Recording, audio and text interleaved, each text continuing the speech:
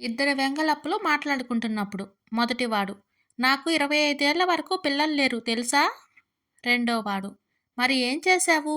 మొదటివాడు, అప్పుడే పెళ్లి చేసుకున్నాను, బిడ్డ పుట్టింది. రెండోవాడు, అలాగా, నువ్వు చాలా బాధపడ్డావన్నమాట. సెక్రటరీ, సార్, మీ ఆఫీసులో పెళ్ళైన వాళ్ళని ఎందుకు తీసుకుంటారు? యజమాని, ఏమీ లేదయ్యా, వాళ్ళైతేనే ఎప్పుడైనా ఒక మాట అన్నా పెద్దగా ఫీల్ అవ్వరు. సాయంత్రం ఇంటికి వెళ్ళడానికి కూడా తొందరపడరు.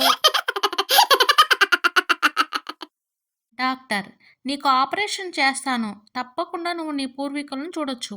పేషెంట్, కానీ డాక్టర్, వాళ్ళంతా ఎప్పుడో చనిపోయారుగా. డాక్టర్, ఆ విషయం నాకు తెలుసయ్యా, అర్థం చేసుకో.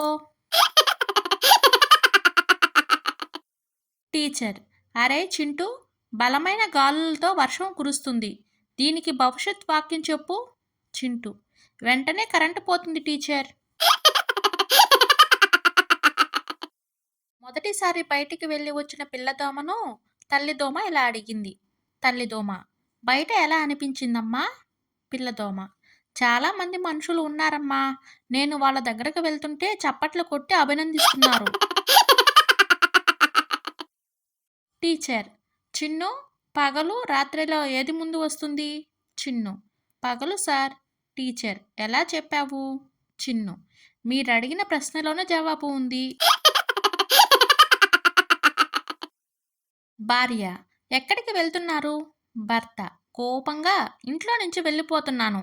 భార్య, వెళ్తే వెళ్ళారు గాని ఒక ఖాళీ సంచి తీసుకెళ్ళండి, దారిలో మనసు మారితే వచ్చేటప్పుడు కూరగాయలు తీసుకొద్దురు.